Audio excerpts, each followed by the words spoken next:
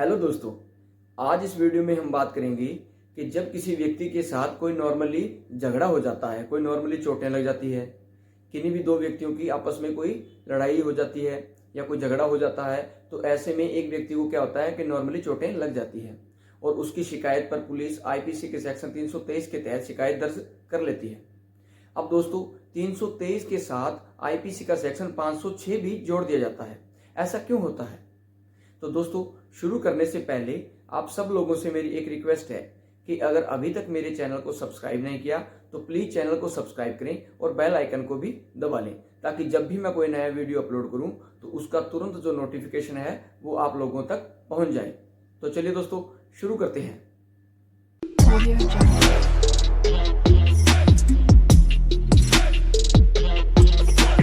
दोस्तों आईपीसी का सेक्शन 323 क्या कहता है कि जब किसी व्यक्ति की, यानी कि फॉर एग्जांपल अगर बात करें ए नाम का व्यक्ति है और उसकी बी नाम के व्यक्ति के साथ कोई लड़ाई हो जाती है, कोई झगड़ा हो जाता है।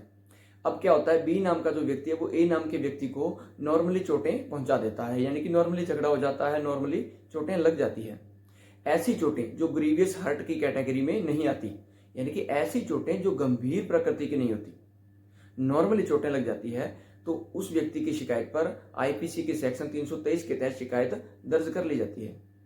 दोस्तों अब होता क्या है कि जब झगड़ा हुआ, कोई आपस में कहासुनी हुई है, तो बी नाम के व्यक्ति द्वारा ए नाम के व्यक्ति को आपराधिक धमकी भी दे दी जाती है कि मैं तुझे देख लूंगा, मैं तेरे साथ ये कर दूंगा, वो कर दूंगा। उसे आपराधिक धमकी दे दी जाती है, उसे डराया जाता है। तब क्या किया जाता है दोस्तों, आईपीसी का सेक्शन 506 और ऐड हो जाता है, यानी कि आपराधिक धमकी। आपराधिक धमकी देने पर आईपीसी के सेक्शन 506 और ऐड कर दिया जाता है। इसीलिए मुकदमा आईपीसी के सेक्शन 323 और 506 के तहत दर्ज कर लिया जाता है। उसकी शिकायत जो है आईपीसी के सेक्शन 323 और 506 के तहत दर्ज कर ली जाती है। दोस्तों अगर आईपीसी के सेक्शन 323 के तहत कोई अपराध हो जाता है और उसकी शिकायत दर्ज हो जाती है, अब 323 का जो क्या है ट्रायल चलता है, अगर ट्रायल में वो बंदा दोषी पाया जाता है जिसने आईपीसी के सेक्शन 323 के तहत अपराध किया है, अगर वो व्यक्ति दोषी पाया जाता है तो ऐसे में उस व्यक्ति को 1 साल तक की जेल और जुर्माने का प्रावधान किया गया है।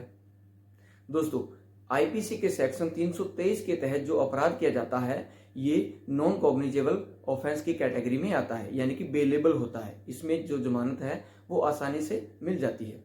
और अगर ऐसे केस के ट्रायल की बात करें दोस्तों, तो ऐसे केस का जो ट्रायल है वो फर्स्ट क्लास मजिस्ट्रेट साहब द्वारा सुना जाता है।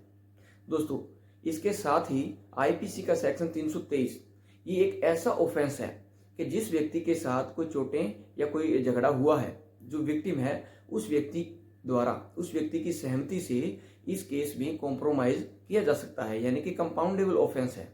ये समझौता योग्य अपराध है, इसमें समझौता किया जा सकता है। इसके साथ ही दोस्तों आईपीसी के सेक्शन 506 के तहत अगर धमकी दी जाती है, और ये क्या है कि नॉर्मली झगड़े है, नॉर्मली झगड़ा हुआ उसमें धमकी दे दी जाती है, आपराधिक धमकी दे दी गई, तो दोस्तों ये भी कंपाउंडेबल है, लेकिन उस विक्टिम की सहमति से इसमें राजीनामा हो सकता है।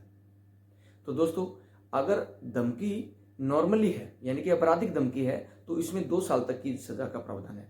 लेकिन अगर धमकी दी गई है किसी को जान से मारने की, किसी की प्रॉपर्टी को जलाने की और चोटें भी पहुंचाई गई है, या फिर क्या ऐसे अपराध की धमकी दी गई है जिस अपराध के करने पर सजा आजीवन कारावास, लाइफ इम्प्रिजनमेंट या फिर डेथ पनिशमेंट, मृत्युदंड इत्यादि जैसे अपराध को करने की धमकी दी गई है, तो इसमें फिर सजा केस के सर्कमस्टांसेस को देखते हुए 2 से 7 साल तक की सजा की प्रावधान किया गया है।